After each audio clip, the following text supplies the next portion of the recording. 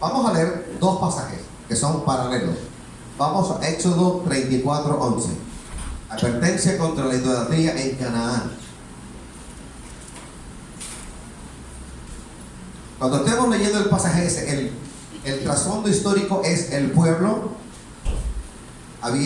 ya había salido de Egipto de servidumbre y en su peregrinar por el desierto se dirigía a Canaán, la tierra prometida, la tierra ancha que fluía leche y miel. Y aquí hay una advertencia acerca de qué iba a acontecer con ellos en caso de ser desobedientes. Así que vamos a leer Éxodo 34:11 en el nombre del Padre, del Hijo y del Espíritu Santo. Guarda lo que yo te mando hoy.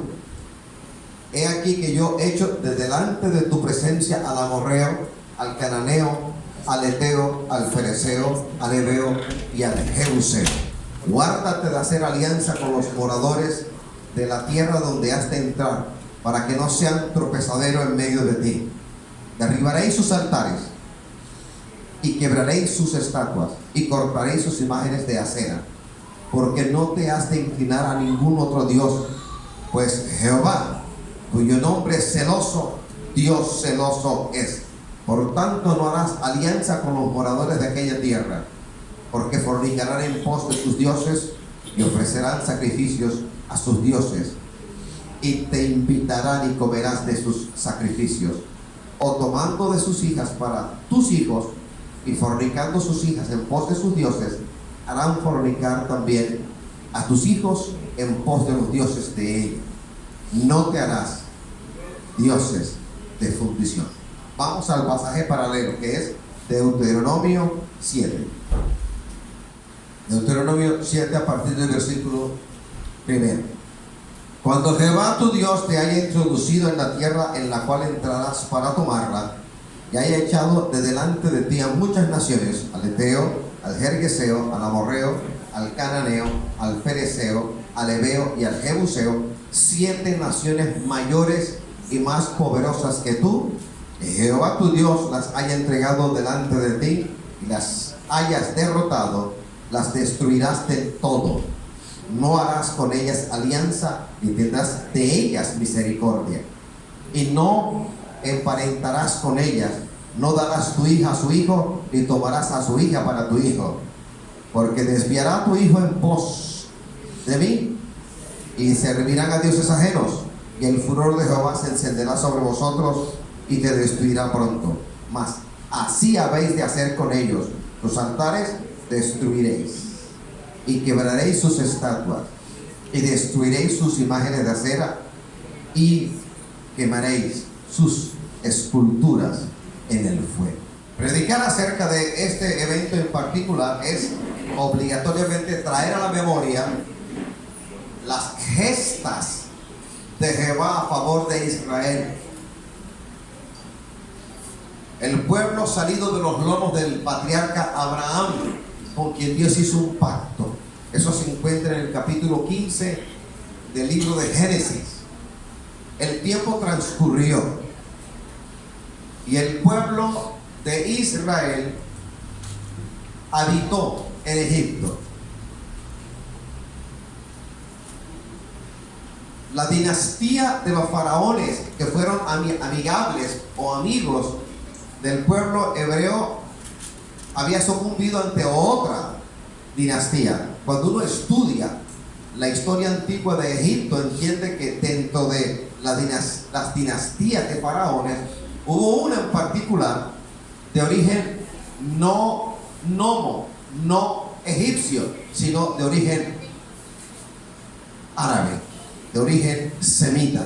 Los Hicsos hicieron incursión en Egipto y prosperaron, se hicieron a un gran nombre, se hicieron una gran nación dentro de la civilización egipcia que empezaba, y de allí salió una dinastía. Esa dinastía, la de los Hicsos o de origen Hicso, fue amigable a los hebreos, fue amigable a los israelitas que entraron allí. Tiempos de José y el viejo Israel entrando en número de 70 al territorio de Egipto.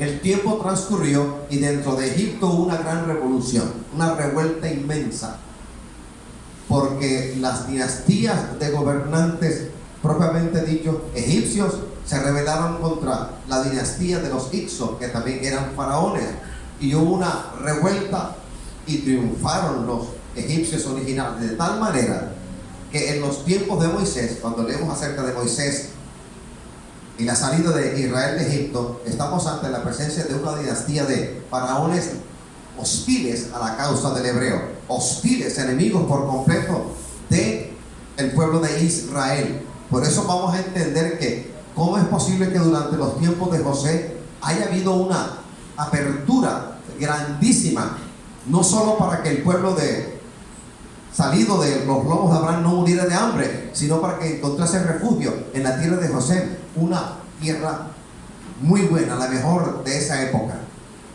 Y luego encontramos una hostilidad terrible en los tiempos de los faraones que enfrentaron a Moisés.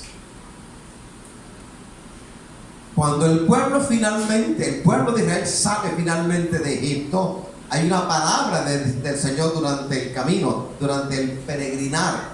Recuerde, el peregrinar lo podemos dividir en dos partes: desde Egipto hasta el monte Sinaí, y desde el monte Sinaí finalmente por el este, entrando por la llanura de Gilgal a la tierra prometida. Durante ese periplo, durante ese transcurrir por el desierto, hubo palabra que vino del Señor en forma de mandamientos dados a este pueblo.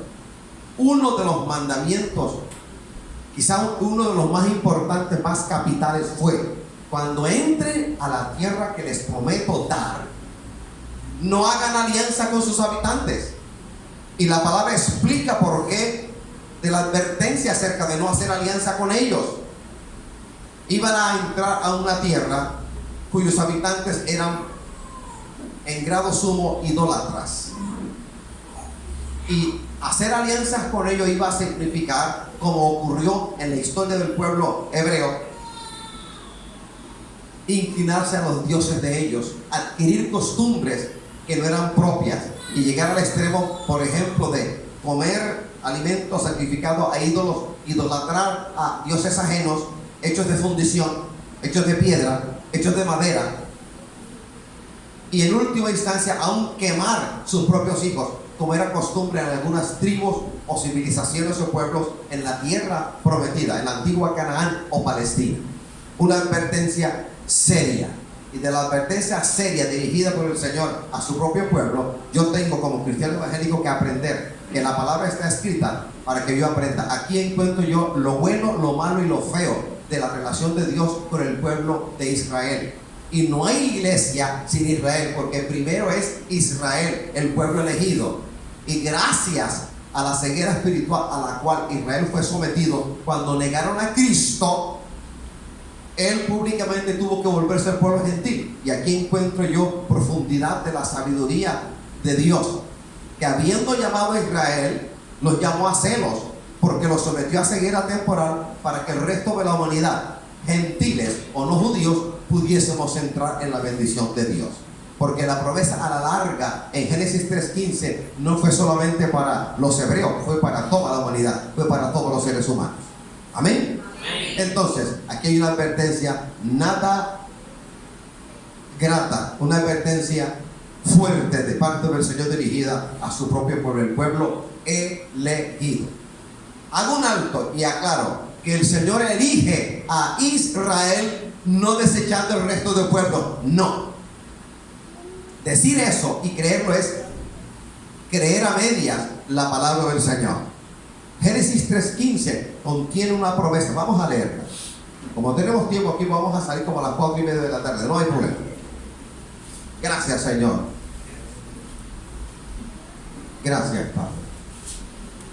Génesis 3:15 contiene una promesa que en el estudio bíblico se conoce generalmente como la promesa de redención de Jehová hacia toda la humanidad.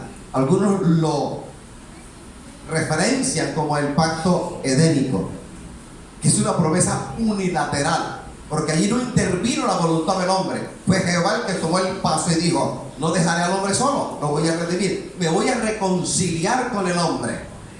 Y este proceso de reconciliación, de pacificación, ha abarcado toda la historia de la humanidad, desde los albores de la humanidad hasta esta dispensación que estamos viviendo, como la de la gracia o la del Espíritu Santo.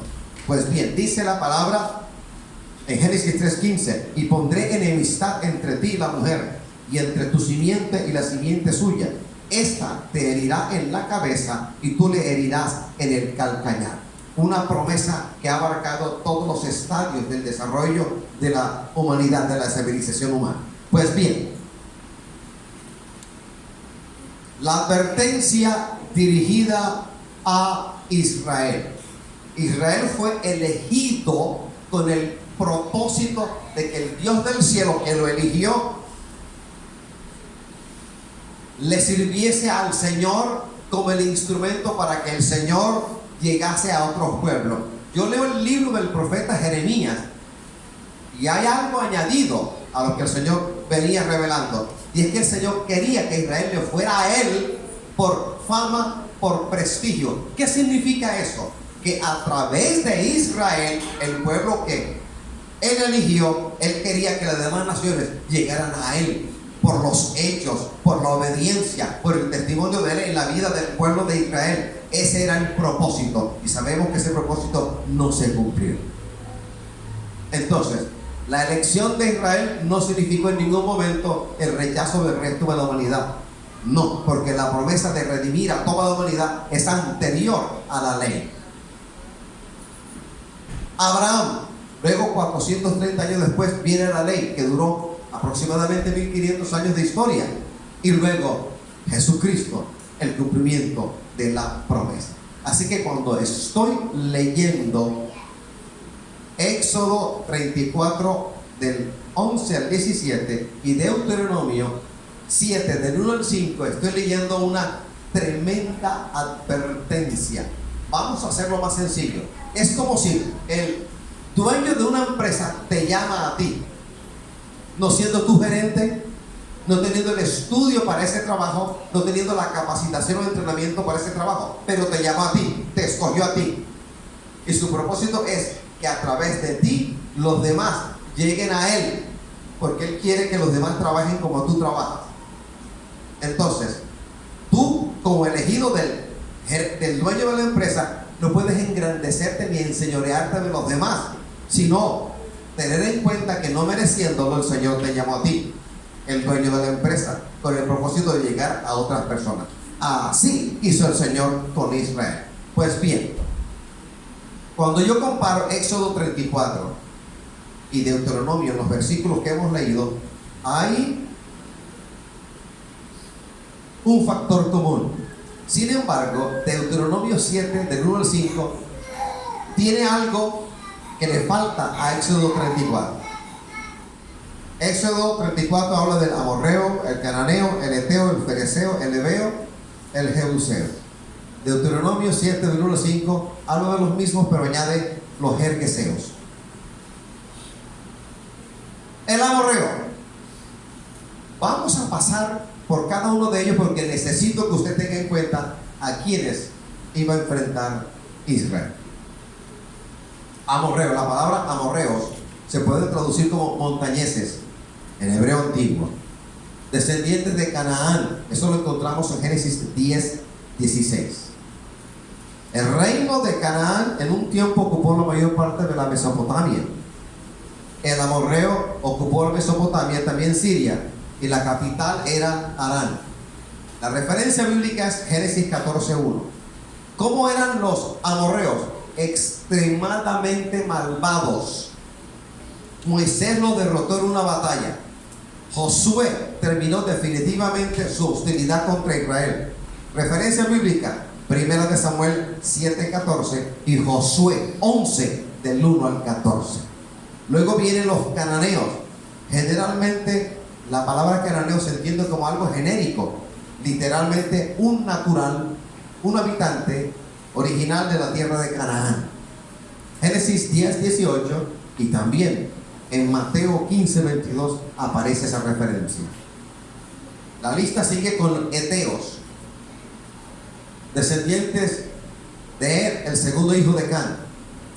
Génesis 10:15, Primera de Crónicas 1:13.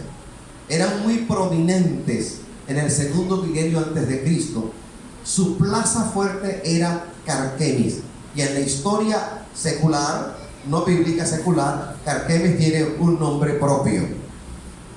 Esta ciudad cayó ante los asirios en el año 717 a.C. y la antigua capital de los eteos era Bogascoy. Eran prominentes. La lista menciona a los fereceos. La lista de Éxodo 34, antigua tribu de Palestina. Eran descendientes también de Canaán. Génesis 13:7, Génesis 34:30. A continuación tenemos los heveos. Los heveos eran uno de los siete antiguos pueblos de Canaán conquistados por Josué, como aparece en Josué 24:11. Se les menciona por última vez a los heveos cuando Salomón toma el remanente que quedaba y lo hizo tributario de su reino. Eso aparece en 2 de Crónicas 8:7. Los jebuseos, tribu cananea, también cananea, que habitaba en Jebús. El nombre Jebús aparece en Génesis 10:16 y también en Génesis 15:21. Josué mató a su rey. Josué 10:23. Jebús era el nombre antiguo de Jerusalén. Josué 15:63, Josué 19:10. Fue tomado por los israelitas, pero la fortaleza realmente no fue tomada sino en los tiempos del rey de David. Segundo de Samuel 5, versículos 7 y 8. Ahora bien, Deuteronomio 7, en los primeros 5 versículos, menciona a los gergeseos, nombre omitido en la lista anterior. Probablemente habitaban al este del lago de Genesaret o lago de Galilea, donde la ribera una pendiente pronunciada. Deuteronomio 7, del 1 al 5, nos habla de 7 naciones, literalmente 7 naciones mayores y más poderosas que Israel. Y aquí me voy a detener porque necesito enfatizar esto. Las que le he mencionado, más los gergeseos, 7 naciones mayores y más poderosas que Israel había de encontrar cuando entrase en la tierra prometida.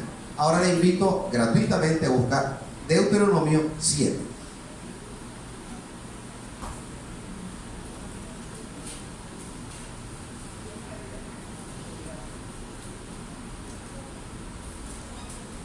Gracias, Señor. Deuteronomio 7, del 6 al 11. Reitero, Deuteronomio 7, del 1 al 5, la porción anterior a lo que vamos a leer, nos habla de 7 naciones. Y la definición es 7 naciones mayores y más poderosas que Israel. Mira lo que dice el Señor en lo que vamos a leer a partir del versículo 6. Porque tú eres pueblo santo para Jehová tu Dios. Jehová tu Dios te ha escogido para ser un pueblo especial, más que todos los pueblos que están sobre la tierra. Aclaración: no por ser vosotros más que todos los pueblos os ha querido Jehová y os ha escogido. Pues vosotros, voy a tratar de masticar esta palabra, pues vosotros erais el más insignificante de todos los pueblos. Vamos a ser específicos. Israel era menor que el amorreo, que el cananeo, que el eteo, que el fereceo, que el heveo, que el jebuseo y que el gergeseo. Las 7 naciones poderosas, más que Israel y más grandes que Israel había de encontrar en la tierra prometida, eran mayores en poderío militar, mayores en número. Estaban asentados en esa tierra. Allí, a propósito, introdujo el Señor a Israel. Y la promesa es que los echaría a todos de delante de Israel. Pero le advirtió a Israel que no hiciera alianza con ellos. Entonces, 7:7 de Deuteronomio dice: no por ser vosotros, porque escogió el Señor a Israel. No por ser vosotros más que todos los pueblos os ha querido Jehová y os ha escogido, pues vosotros erais el más insignificante de todos los pueblos. Pregunta, en español, ¿qué significa insignificante? Yo creo que usted tiene una buena idea de lo que significa insignificante. Niño, microscópico, liliputiense, sin importancia, por allá abajo, debajo de la suela del zapato, sin significado, sin trascendencia, sin importancia,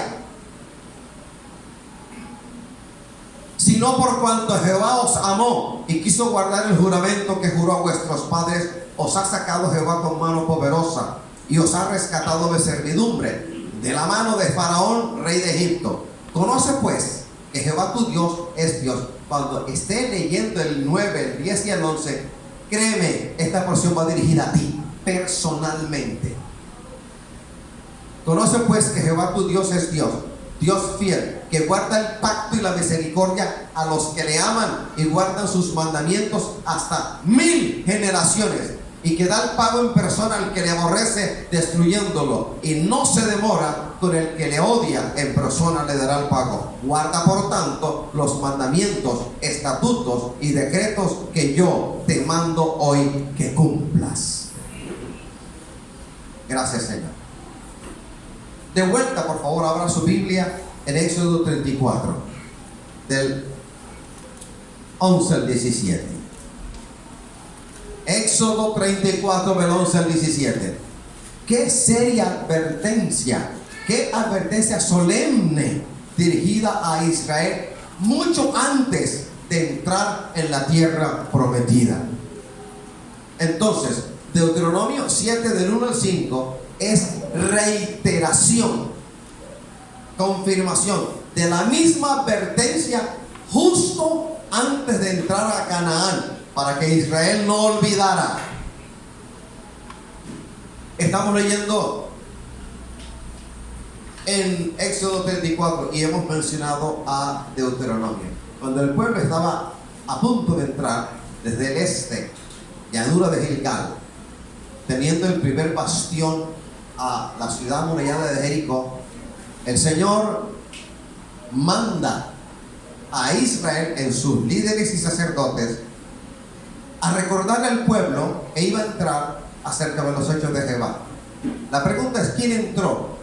¿Quién de los que originalmente salieron de Egipto de dura servidumbre, quiénes entraron a la tierra prometida? Hay un evento del cual hemos hablado y tiene que ver con el hecho de estar en Cades Barnea, al sur oeste de la tierra prometida, a punto de entrar. Y hubo un hecho: el Señor mandó a su líder Moisés a que de cada tribu, eran 12, escogiera a un líder, a un príncipe, que fueran los 12 a reconocer la tierra, antes de entrar en ella, a reconocerla.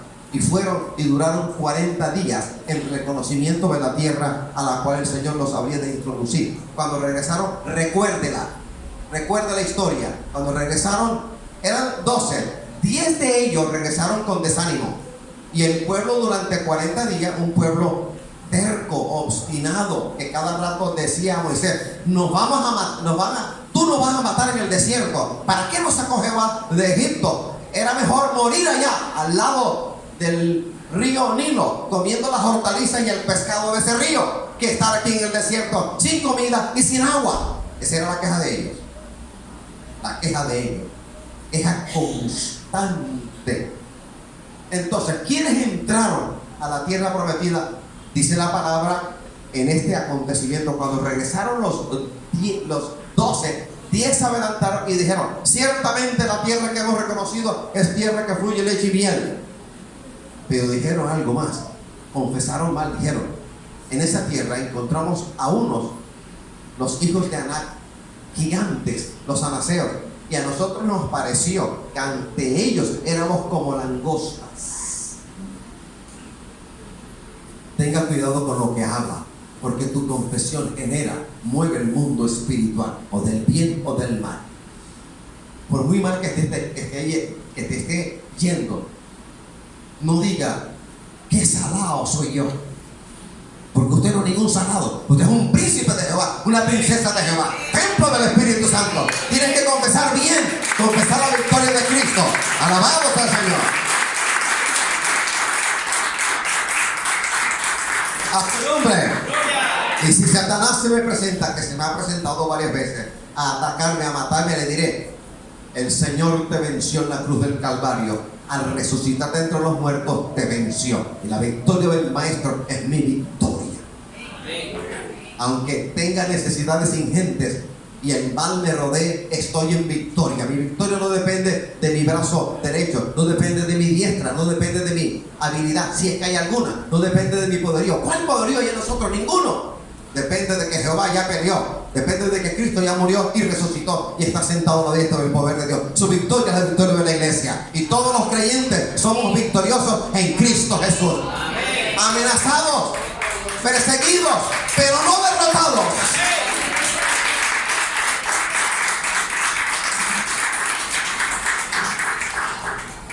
Por haber confesado mal, la ira de Jehová se encendió. Hubo un par de los 12, Josué y Caleb, que se rasgaron las vestiduras y dijeron que si Jehová estaba con ellos, ellos como pan comerían a esas tribus, Josué y Caleb. Entonces ahí viene la ira de Jehová y viene una palabra: de todos ellos, los que estaban allí, ninguno de 20 para arriba entrará a la tierra prometida, sino Josué y Caleb. ¿Quiénes entraron a la tierra prometida? Los de 20 años hacia abajo. Muchos de ellos nacieron en el desierto, eran niños cuando salieron. Así que la generación que iba a entrar, que de hecho entró en Canaán, era una generación que en su mayoría no conocía los hechos portentosos de Jehová, y por eso se mandó a escribir Deuteronomio, palabras o segunda ley, que no era ninguna segunda ley, sino repetición de los estatutos anteriores. ¿Para qué? Para que el pueblo no olvidara. Para que el pueblo no olvidara. Ahora, en medio de esto que estoy diciendo, el capítulo 34 de Éxodo es algo que resalta, una advertencia, y Deuteronomio la repite para que la generación que iba a entrar a la tierra prometida recordara, no olvidara. Éxodo es un recordatorio: entrarán, pero no olviden lo que les estoy diciendo. Deuteronomio en su conjunto es repetición de estatutos que los podemos encontrar en los libros, en los 4 libros anteriores. ¿Por qué? Era necesario que el pueblo que iba a entrar, que había olvidado o que no conocía, tuviera en cuenta, recordara los hechos de Jehová. Los hechos de Jehová. Gracias, Padre. Entonces, Éxodo 34, 11, Deuteronomio 7, a la larga es el mismo contenido, el mismo mensaje. Hay una clara advertencia: no harás alianza con los moradores de Canaán. A la iglesia se le dirige la misma advertencia: no harás alianza con aquello que votaste por venir a Cristo. Porque si ahora, como cristiano evangélico, vuelvo a anhelar y a tomar las cosas que dejé para entrar en el evangelio de Jesucristo, me hago infractor, y el infractor tiene que pagar. No voy a defraudar al Cristo que me tomó por hijo, trayendo la memoria y anhelando las cosas que antes tuve como preciosas. En su tiempo las boté. Cuando llegué a Cristo las boté, las tuve por basura, para asir, para agarrar aquello de la excelencia del conocimiento de la gloria de Jehová. Había una clara advertencia: no hagas alianza con ellos. Había una clara orden: derribarás sus altares, quebraréis sus estatuas, cortaréis sus imágenes de Acera. ¿Quién era Acera? El nombre Acera, una diosa pagana, y a la vez una estaca en la cual se colocaba una imagen, o la madera en la cual se consagraba esta diosa Acera. Por ejemplo, Primera de Reyes 15:13, Segundo de Reyes 17:10, 21:3 y también 23:4. En el versículo 14 de Deuteronomio de Éxodo 34. En el 17 dice: entonces acordaron sus discípulos, vamos a leer, estamos en Deuteronomio, no se lo olvide, Deuteronomio y Éxodo. Ahora vamos a Juan 2:17, tenga la gentileza de buscar. Jehová, cuyo nombre es celoso, Dios celoso es. Dice el versículo 14, Jehová, cuyo nombre es celoso, Dios celoso es. Vamos a leer Juan 2:17, Nuevo Testamento, el Evangelio de Jesucristo en la versión de Juan, capítulo 2, versículo 17. Téngalo ahí para que lean. Entonces acordaron sus discípulos que está escrito: el celo de tu casa me consume. Salmo 69:9, búsquenlo. El Salmo 69, versículo 9 o verso 9. Porque me consumió el celo de tu casa, y los denuestos de los que te vituperaban cayeron sobre mí. En el Antiguo Testamento aparece el adjetivo Cana, Q-A-N-N-A, apóstrofe superior, Cana, y significa celoso. Aparece 6 veces.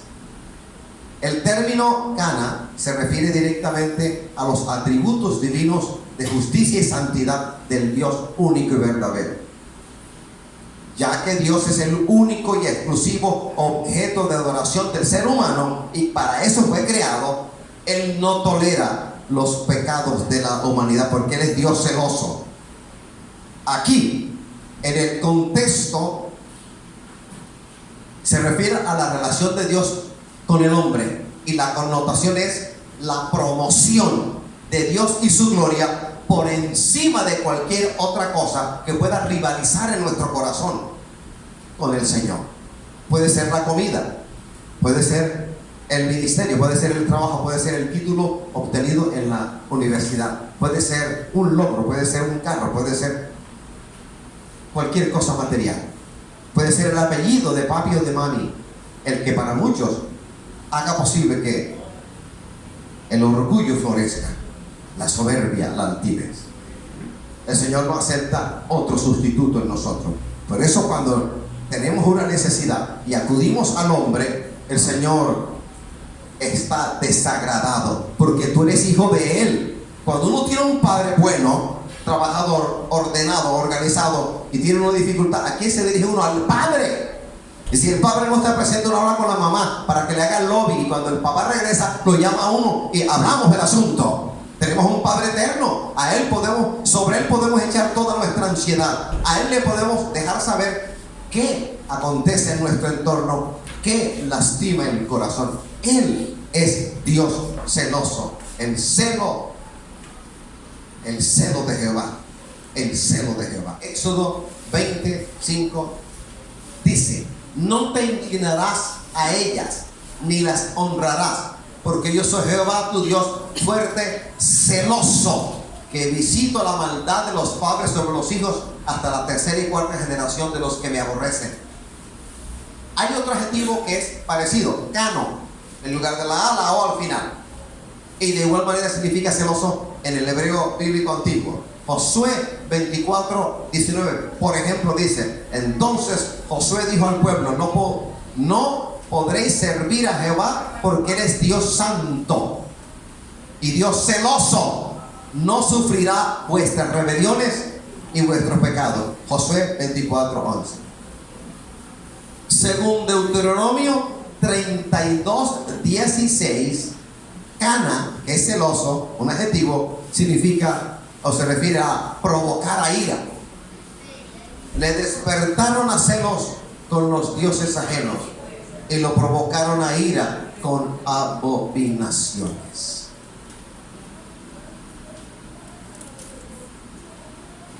Jehová es Dios celoso. Él te anhela celosa. El Espíritu Santo nos anhela celosamente. Enseña el Nuevo Testamento. Versículo 15 del Éxodo 34. Aquí hay una advertencia: no harás alianza con los moradores de aquella tierra. Se las advirtió y no hicieron caso. Se les dijo, no lo tuvieron en cuenta. Se les notificó, procedieron de otra manera. Lo que hicieron desdice lo que se les advirtió. Y quien les advirtió fue el Dios que los sacó de dura servidumbre en Egipto. Pues bien, no harás alianza con los moradores de aquella tierra. ¿Cuál fue el resultado de la desobediencia grasa, mayúscula, de este pueblo? Fornicar en pos de sus dioses. El término fornicar no solamente se refiere literalmente a un hombre no casado, a un hombre soltero o no casado que tiene sexo, o a una mujer no casada o soltera que tiene sexo. No, el término fornicación va más allá. Es un estilo de vida en el cual el hombre y la mujer rechazan al Todopoderoso y viven de esta manera. Y es un término, por ejemplo, en Ezequiel, que se emplea para hablar acerca de la idolatría, de la desobediencia del pueblo de Israel. El resultado, ¿cuál fue entonces? Fornicar en pos de los dioses de los pueblos que encontraron allí. Otro resultado, ofrecer sacrificios a ellos. Los invitaron y comieron de los sacrificados a tales dioses, a tales ídolos. Otro resultado, tomar sus hijas para los hijos de ellos y fornicar en pos de sus dioses. Otro resultado, hacer dioses de fundición, porque Israel se inclinó incluso al extremo de hacer dioses, imágenes y adorarlos. Voy a Números 25. Vamos a Números 25, por favor. Vamos a leer del 1 al 18. 25 del 1 al 18.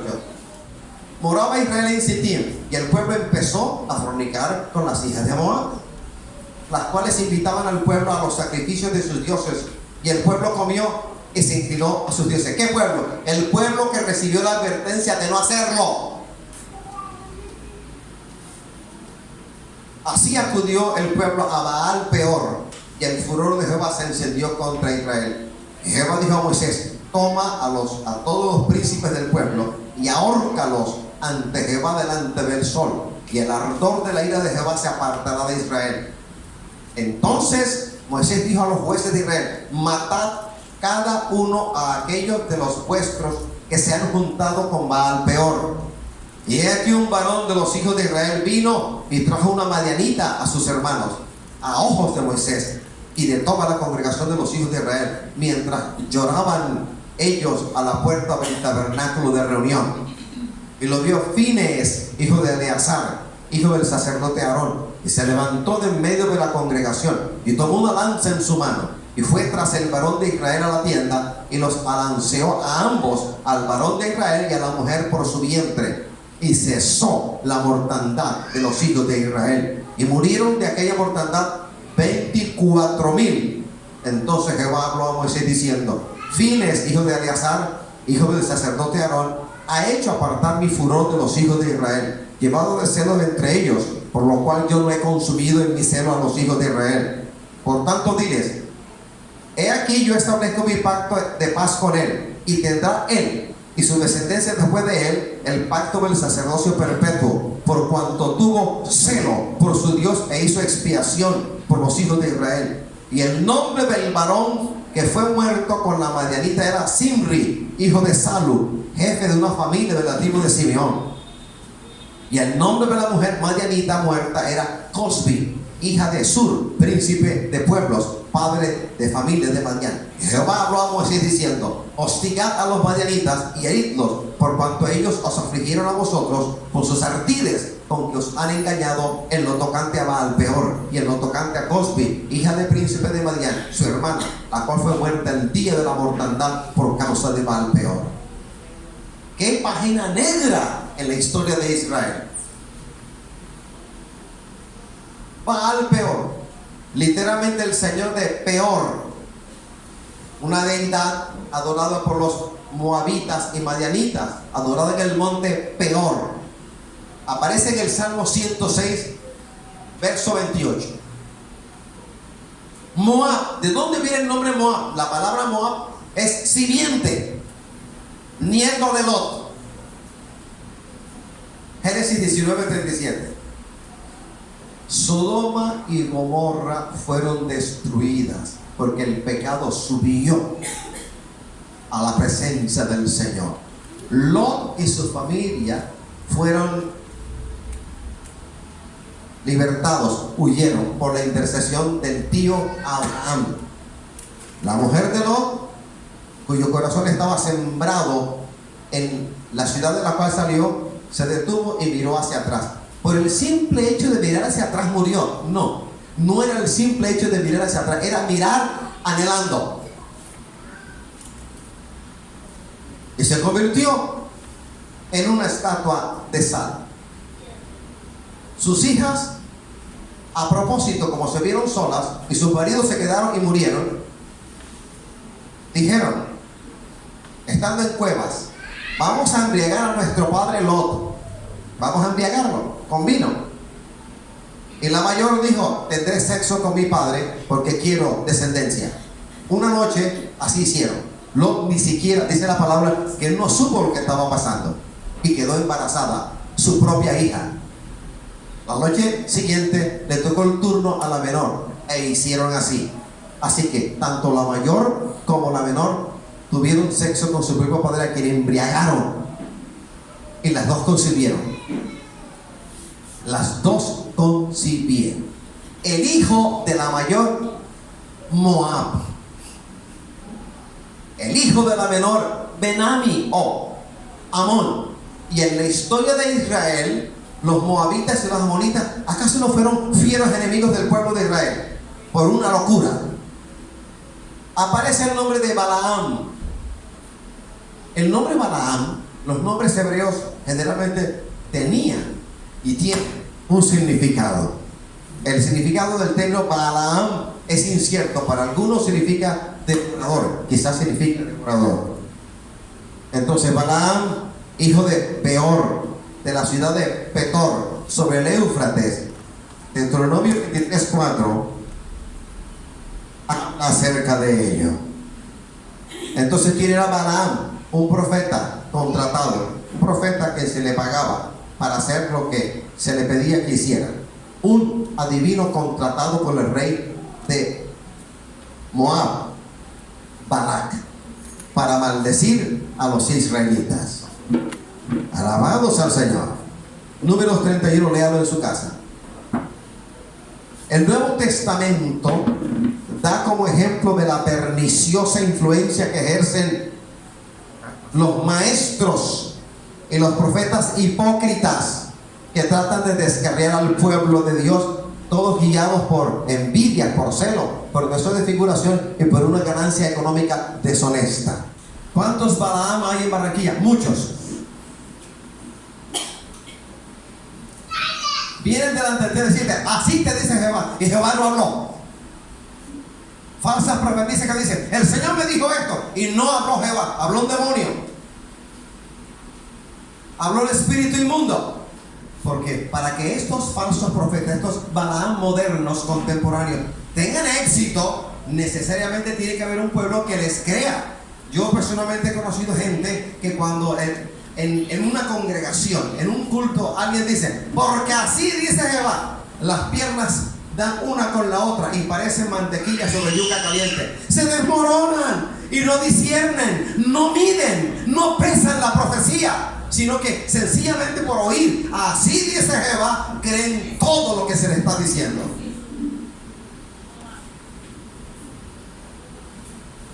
Así que no vaya a pensar que el nombre Balaam es ajeno a la iglesia, al contrario. Judas 11, el libro que está inmediatamente antes de Apocalipsis, Judas 11 dice, hay de ellos porque han seguido el camino de Caín y se lanzaron por lucro en el error de Balaam y perecieron en la contradicción de Coré. Segunda de Pedro 2:15 dice, han dejado el camino recto y se han extraviado siguiendo el camino de Balaam, hijo de Beor, el cual amó el premio de la maldad. Gracias, Padre. ¿Y quién era Balac? El nombre Balac parece que significa devastador, un rey de Moab. él contrató a Balaam para maldecir a los israelitas. ¿Dónde encuentro yo eso? En el libro de Números, del capítulo 22 al capítulo 24. También en el libro de Jueces, capítulo 11, versículo 25. Ahí encuentro una referencia directa a Balac. Pues bien, vuelvo a Números 25, la fornicación. Balaam, cada vez que se proponía por lucro, por dinero, por provenda, cada vez que se proponía maldecir a Israel, el Señor llenaba su boca de palabras de bendición. Se proponía en parábolas maldecir al pueblo, pero el Señor lo pillaba en su astucia, se le adelantaba y llenaba su boca de palabras de bendición. Y cada vez que propuso maldecir al pueblo en profecía, siempre salía una palabra de bendición para el pueblo de Israel. Así que ante esta coyuntura, él habla con quien lo contrató. Le dice: no, porque cada vez que propongo maldecirlo como tú me dijiste que lo hiciera, viene la palabra de Jehová en bendición para el pueblo. Entonces Balaam no se quedó ahí, sino que propuso algo. Entró en ardides. Ya que no podía maldecir al pueblo, les enseñó a fornicar con las hermosas reinas de belleza de Moab. Y les enseñó a que comieran de los ídolos. La enseñanza de Balaam, ¿cuál era entonces? Mientras tu doctrina sea sana, no hay problema con que forniques, no hay problema con que comas a los sacrificados, a los ídolos. Allí empezó a tropezar el pueblo de Israel. Pero hablar del número 25 es necesariamente referirme a lo anterior, el capítulo 34 de Éxodo. He ahí la advertencia y mira la consecuencia: idolatría y desenfreno. En el versículo 6, estoy en número 25. En el versículo 6 veo contraste y llanto y perversidad. Señor habló a Moisés: mata a todos aquellos de vosotros que habéis fornicado, que habéis participado en Baal Peor. Y estando a la entrada del tabernáculo de reunión, estaban llorando. ¿Quiénes lloraban? El líder Moisés, los sacerdotes, no olviden, lloraban. Y mientras lloraban, allá afuera había un festín de fornicación y de sacrificio a ídolos. Cuando hablamos de fornicación en este hecho, no solo nos referimos al hecho de hombre con mujer teniendo sexo, no, nos referimos también a la idolatría practicada, al comer de los ídolos. Se participaba en la creencia, en la fe entre comillas, en esos ídolos. Mientras eso acontecía allá afuera, cerquita del campamento en donde estaba Israel, hubo un príncipe de Jehová que no se conformó con estar allá afuera haciéndolo, sino que entró y condujo a una hermosa mujer moabita, una reina de belleza de Cartagena, la metió en el campamento y se fue a la tienda. Todo el mundo vio que ese príncipe israelita tomó a esa mujer y los dos entraron al campamento. No fue suficiente afuera, sino adentro también, y entraron a fornicar, a tener sexo en la tienda de este hombre, y empezaron a caer como moscas, porque el furor, la ira de Jehová se encendió. Y todavía en la iglesia hay quienes dicen: Jehová es amor. ¿Cómo usted me va a hablar de un Dios que mata? Jehová da vida, Jehová quita la vida también. A su nombre. Jehová da la vida, sí, Jehová quita también. El Dios en cuya mano está mi vida, a Él voy a temer. Y temer significa no tener terrorera, sino procurar a toda cosa cumplir con su voluntad. Empezó a fornicar y empezaron a caer como moscas. 500, 1000, 1500, 2000 y llegaron a 24,000. ¿Qué detuvo la mano? Si Fines, lleno de celo por la obra de Jehová, no hace lo que hizo, Jehová es uno que habría erradicado por completo a todo el pueblo de Israel, y le habría dado a Moisés otro pueblo a pastorear, a guiar. Sino que este Fines, viendo la inmundicia que estaba ocurriendo, no se quedó contento. Cogió una lanza y fue a la tienda en donde el varón de Israel y esta mujer moabita estaban teniendo sexo, y los alanceó fue la mano de Jehová, el poder de Jehová en la mano y en la lanza que sostenía Fines, la que atravesó a los dos y quedaron pegados. Y cuando mató a los dos que estaban fornicando, ipso facto cesó la mortandad, porque lo que hizo Fines no fue sino detener la locura, la idolatría, el desenfreno, y satisfizo lo que hizo Fines, la santidad y la justicia de Jehová. Por eso Jehová en esta jornada de Números 25 no mató a todos los israelitas, porque hubo uno que hizo expiación por el pecado. Barranquilla está desde hace mucho tiempo, un poquito antes de 1986, bajo la lupa de Jehová, porque hay una palabra de juicio contra la ciudad de Barranquilla. Yo también he tenido visiones en las cuales me han mostrado juicio de Jehová sobre Barranquilla, y no es absolutamente nada grato. ¿Y por qué la mano de Jehová se ha detenido y se detiene un poco más? Porque hay Fines que todavía creen en el Señor y hacer expiación, orando, clamando por la ciudad de Barranquilla. Pero en su conjunto la Barranquilla moderna tiene en su seno a una iglesia cristiana evangélica que en su mayoría se apartó del Dios Todopoderoso, como Israel lo hizo cuando entró a la tierra de Canaán. Por eso no ha habido más desgracias. Por ejemplo, los tsunamis son un fenómeno natural no típico de la costa atlántica de Colombia. No lo son. No lo son. Los tornados no lo son. Huracanes como los que llegan desde la costa occidental de África, alimentando sobre el calor del océano hasta llegar a Centroamérica y hacer estragos en la Florida. Eso no es típico de acá, pero el Señor me enseña por la palabra que los elementos de la naturaleza que Él creó, Él los usa cuando Él quiere para fustigar el pecado de una persona, de una familia o de un pueblo. No es por la ubicación de Barranquilla, es porque hay Fines que hacen expiación por Barranquilla. Es decir, cuando yo veo la figura de Fines, estoy viendo el sacerdocio, uno que tuvo en alto el sacerdocio recibido por Jehová. Y el Señor te ha llamado a ti, me ha llamado a mí. Yo leo el capítulo 5 del libro de Hebreo y entiendo que en cuanto a Dios se refiere, todos nosotros los nacidos de nuevo somos sacerdotes. Y una de las labores sacerdotales es interceder por la familia, interceder por el entorno en el cual estamos viviendo. Eso hizo Fines, intercedió, hizo expiación. Eso tenemos que hacer nosotros, interceder, hacer expiación por la familia.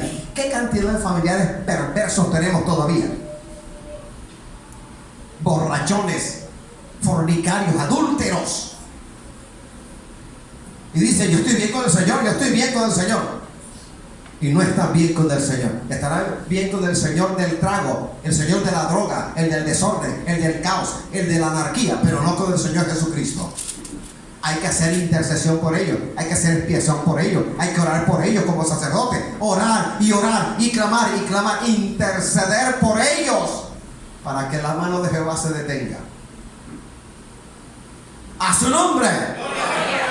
Vamos al libro de Jueces. Vamos a empezar por lo último del libro de Jueces. Vamos al capítulo 21. Busca el capítulo 21, versículo 25. Jueces 21, 25 dice: en estos días no había rey en Israel. Cada uno hacía lo que bien le parecía.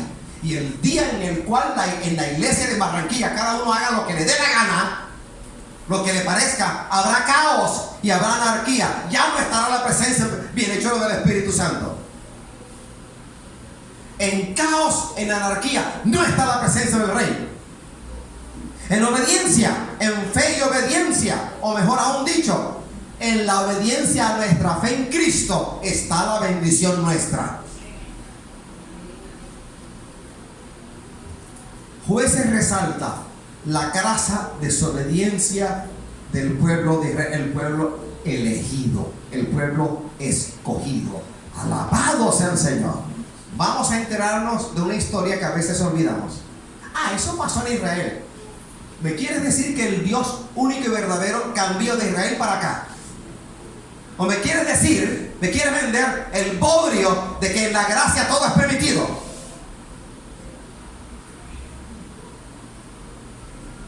He aquí algunos, por no decir muchísimos, que se amparan en el término gracia. Hermano, estamos en la gracia. Estamos en la gracia, gózate. Estamos en la gracia. Y resulta que bajo la dispensación de la gracia hemos recibido la más grande de todas las revelaciones. Si comparo la revelación recibida por la iglesia en la dispensación de la gracia con la revelación recibida por Israel bajo la dispensación de la ley, concluyo que mayor es la revelación recibida bajo la gracia que aquella recibida bajo la ley.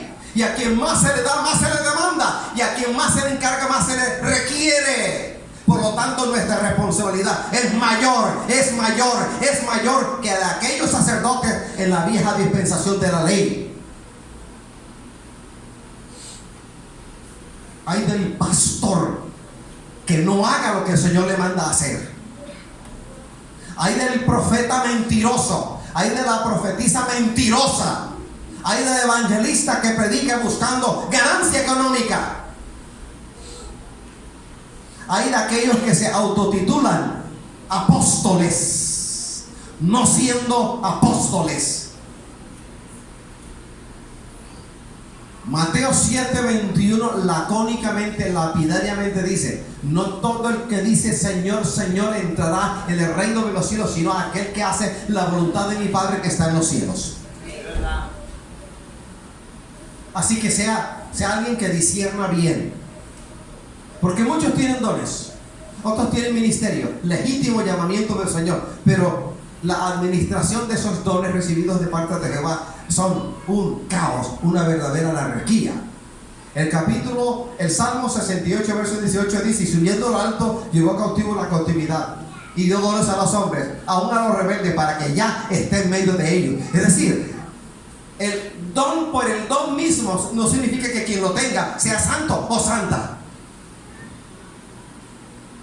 Leo el libro de Romanos en el capítulo 11 y me dicen que irrevocables son los dones de Dios y el llamamiento de Dios, porque el Señor siempre querrá que el hombre no se pierda, que el hombre no se extravíe. Ese es el llamamiento de Dios al hombre, a la salvación. No significa en modo alguno, en una hermenéutica diabólica, que el Señor te hizo salvo, salvo, siempre salvo. No, Señor.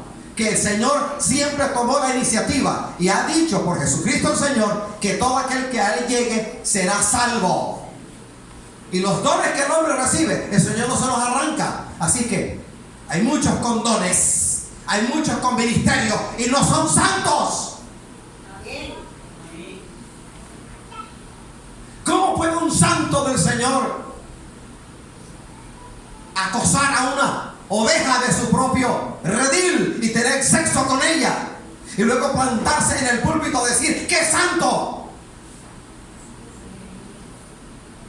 ¿Cómo puede decir una mujer que se dice ser santa porque en ella hay dones recibidos legítimamente del Señor y que practica la hechicería? Puede decir que es santa. Pues bien, Jueces 1 mira la desobediencia hecha, practicada, realizada, puesta en marcha por Israel. Jueces 1:21 dice: mas al Jebuseo que habitaba en Jerusalén no lo arrojaron los hijos de Benjamín, y el Jebuseo habitó con los hijos de Benjamín en Jerusalén hasta hoy. Desobediencia, porque la palabra es echarlos. El 25 que dice: y él les mostró la entrada a la ciudad y la hirieron a filo de espada, pero dejaron ir a aquel hombre con toda su familia. Y se fue el hombre a la tierra de los Eteos y edificó una ciudad a la cual llamó Luz, y este es su nombre hasta hoy. Desobedecieron. El versículo 26 lo hemos leído. El versículo 27 dice: tampoco Manasés arrojó a los de Betseán, ni a los de sus aldeas, ni a los de Taanac y su aldea, ni a los de Dor y sus aldeas, ni a los habitantes de Ibleam y sus aldeas, ni a los que habitan en Megiddo y en sus aldeas. Y el cananeo persistía en habitar en aquella tierra. La orden fue: échalo. No lo hicieron. No lo hicieron. Fueron desobedientes. Versículo 28. El 27.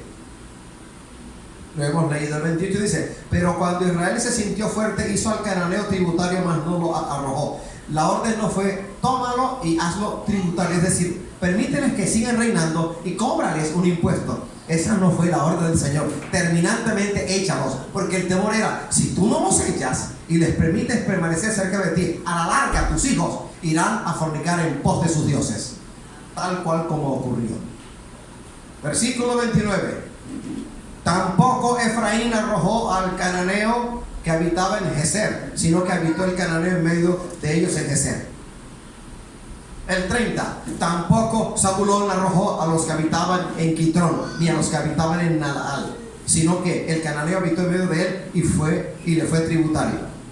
El 31. Tampoco Aser arrojó a los que habitaban en Aco, ni a los que habitaban en Sidón, en Alab, en Aksib, en Elba, en Afec y en Rehob.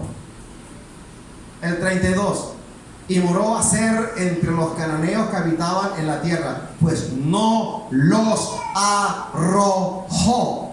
El 33 dice: tampoco Neftalí arrojó a los que habitaban en Bet-Semes, ni a los que habitaban en Bet-Anat, sino que moró entre los cananeos que habitaban en la tierra, mas le fueron tributarios los moradores de Bet-Semes y los moradores de Bet-Naat.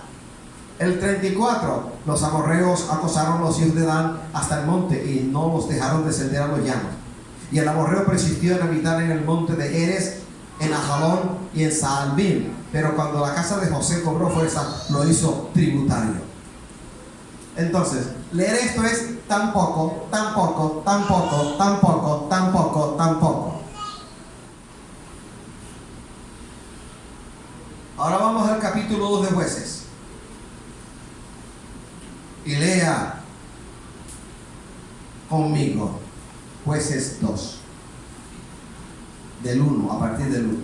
El ángel de Jehová subió de Gilgal a Boquim y dijo: yo os saqué de Egipto y os introduje en la tierra de la cual había jurado vuestros padres, diciendo: no invalidaré jamás mi pacto con vosotros, con tal que vosotros no hagáis pacto con los moradores de esta tierra, cuyos altares habéis de derribar, mas vosotros no habéis atendido a mi voz. ¿Por qué habéis hecho esto?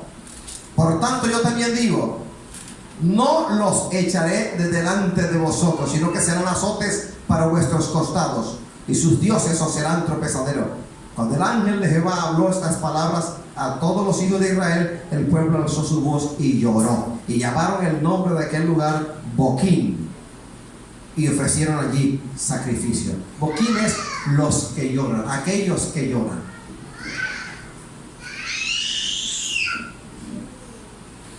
En física hay un principio de dinámica. A mí me encanta repetirlo porque tiene asidero y tiene verdad en medio de la palabra del Señor. Toda acción produce una reacción en sentido contrario y de igual intensidad. Bíblicamente hablando, Gálatas 6:7 dice: no os engañéis, Dios no puede ser burlado. ¿Por qué me vas a decir: me salgo con la mía, Jehová es amor y estoy en la gracia y me salgo con la mía? Mentiroso, mentirosa.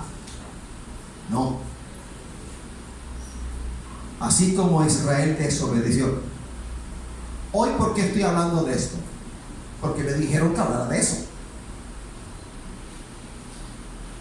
Un pueblo elegido, amén. Un pueblo desobediente, amén. Recibieron una advertencia. Para entrar en la bendición de la tierra prometida, recibieron una advertencia solemne, seria. Se les olvidó, no obedecieron la palabra dada, y se fueron levantando generaciones tras generaciones que mucho menos conocían de los hechos portentosos de Jehová, el que los sacó de Egipto de dura servidumbre. Y resulta que el que te libertó a ti del pecado de Egipto, que es el mundo, es el Señor. Así que yo soy tributario, soy propiedad del Señor, soy deudor del Señor de tiempo completo y con horas extras. Todo lo bueno que hay en mí, que usted puede observar en mí, vino del Señor. Así que ¿a quién le debo la vida? Al Señor. ¿A quién le debo el ministerio? Al Señor. ¿A quién le debo todo esto? Todo lo bueno, lo digno de mencionarse, todo lo de buen nombre, todo lo bueno se lo debo a mi Señor, a quien le debo servir. Así como desde Egipto el Señor advirtió al pueblo acerca de lo que habría de acontecer en Canaán por su desobediencia, el Señor también nos advierte a nosotros. Es un recordatorio permanente. A lo mejor para ti es una historia bíblica más, para mí no lo es. Para mí no lo es. Para mí es un recordatorio a perpetuidad de la palabra del Señor en cuanto a el resultado de la desobediencia. Vamos a leer cuidadosamente Jueces 2:10. Y toda aquella generación también fue reunida a sus padres. Y se levantó después de ellos otra generación que no conocía a Jehová ni la obra que él había hecho por Israel.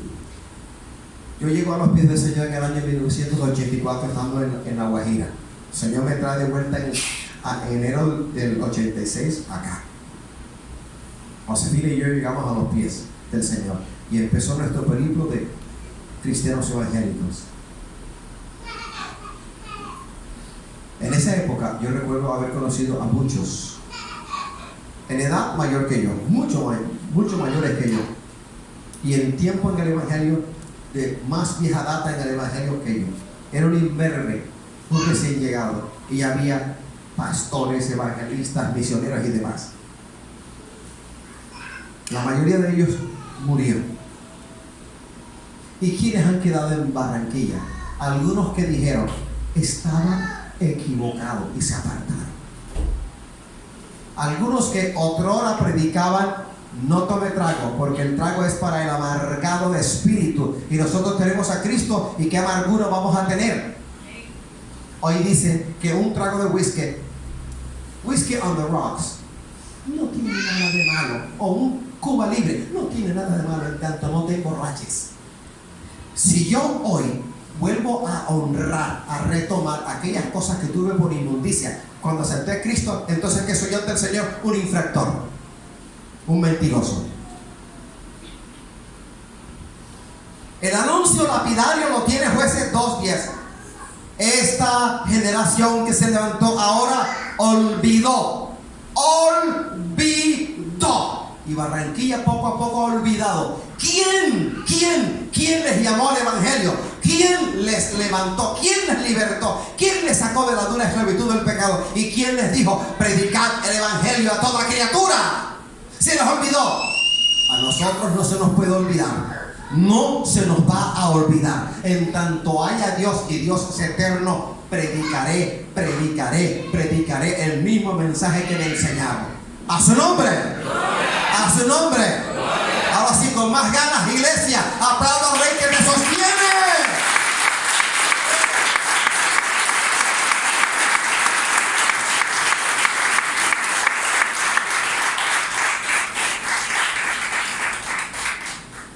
Gracias, Señor. Esta generación olvidó. Voy a leer la Biblia para que ella hable. Deuteronomio, no lo busque, déjeme leerle. Déjeme sudar a mí, déjeme trabajar a mí. Usted quédese quieto. Deuteronomio 4:23 dice: guardaos, no olvidéis del pacto de Jehová vuestro Dios, que Él estableció con vosotros, y no os hagáis escultura o imagen de ninguna cosa que Jehová tu Dios te ha prohibido. Proverbios. En el libro de Proverbios hay un versículo terrible. Hijo mío, no te olvides de mi ley, y tu corazón guarde mis mandamientos. 3:1. Hijo mío, no te olvides de mi ley, y tu corazón guarde mis mandamientos. Un extraviado, uno suficientemente extraviado diría: ay, hermano, pero dice ley, ese es el pacto. No, señor. No, señor. No, señor. Voy a hacer un alto. ¿Cuánto me permiten hacer un alto? Un pequeño paréntesis. Gracias por la mano y la otra mano. Los demás me dijeron que no, pero lo voy a hacer, no importa lo que usted me diga. Gracias, Señor. Te voy a dar un dato. para que no me vengan con eso de ley en el pacto sinaítico. No, señor. Déjese de cuento. A otro can con esa osamenta.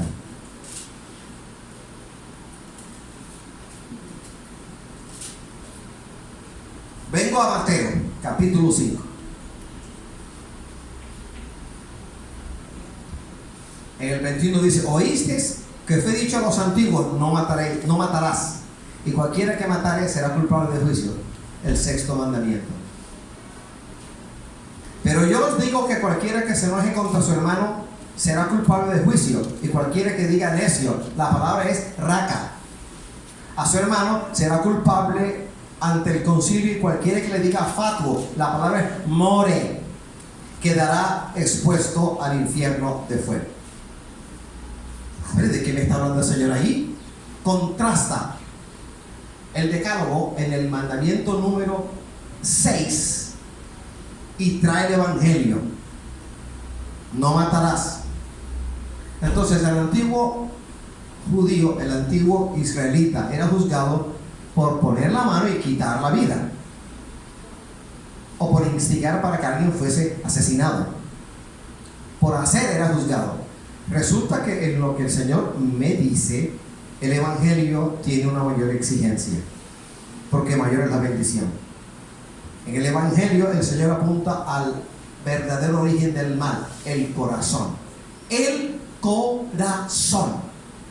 Cuando un varón de Dios menosprecia a otro, por el cual también Cristo murió, se hace asesino, homicida, y no entrará en el reino de los cielos.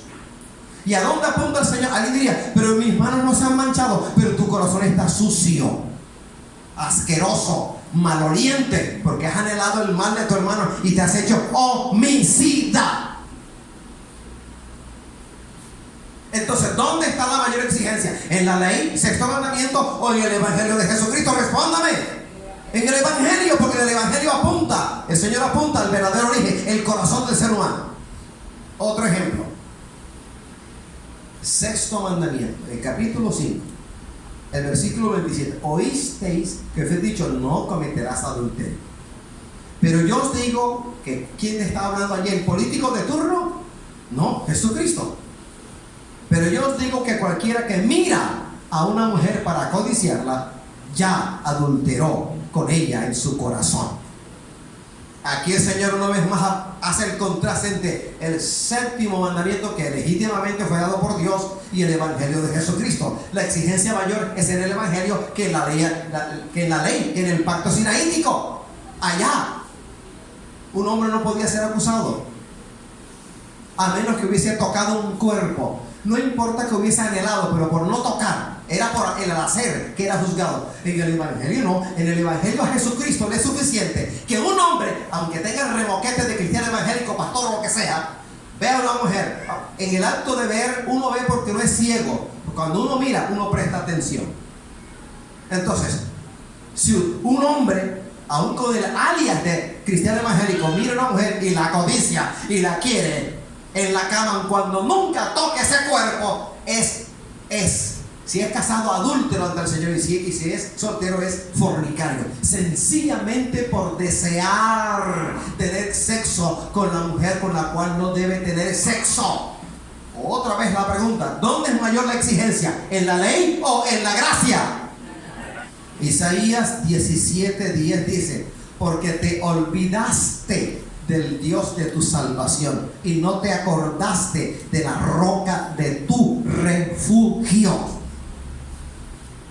Isaías 51:13 dice: y ya te has olvidado de Jehová y tu hacedor, que extendió los cielos y fundó la tierra.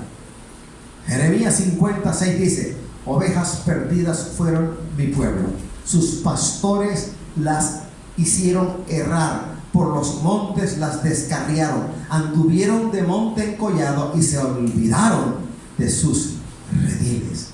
Jeremías 13:25 dice: esta es tu suerte, la porción que yo he medido para ti, dice Jehová, porque te olvidaste de mí y confiaste en la mentira. Jeremías 2:32: ¿se olvida la virgen de su atavío? o la desposada de sus galas, pero mi pueblo se ha olvidado de mí por innumerables días. Ezequiel 22:12. Precio recibieron en ti para derramar sangre, interés y usura tomaste, y a tus prójimos defraudaste con violencia. Te olvidaste de mí, dice Jehová el Señor. Oseas 13:6. En sus pastos se saciaron, y repletos se ensoberbeció su corazón. Por esta causa se olvidaron de mí. Segunda de Pedro 1:9. Segunda de Pedro 1:9. Pero el que no tiene estas cosas tiene la vista muy corta, es ciego, habiendo olvidado la purificación de sus antiguos pecados. Gracias, mi rey. No he terminado aún, hay más que decir. Abra su Biblia en Isaías 51:1. Oídme los que seguís la justicia, los que buscáis a Jehová. Mirad a la piedra de donde fuisteis cortados, y al hueco de la cantera de donde fuisteis arrancado. Esta es la versión de Reina Valera. La versión de la Biblia textual es así: escuchadme los que vais tras la justicia, los que buscáis a Yahvé. Mirad a la roca de donde fuisteis tallados, la cantera de donde fuisteis extraídos. De una manera clara, en una hermenéutica correcta, recta, está hablando de Abraham, el padre de la nación de Israel.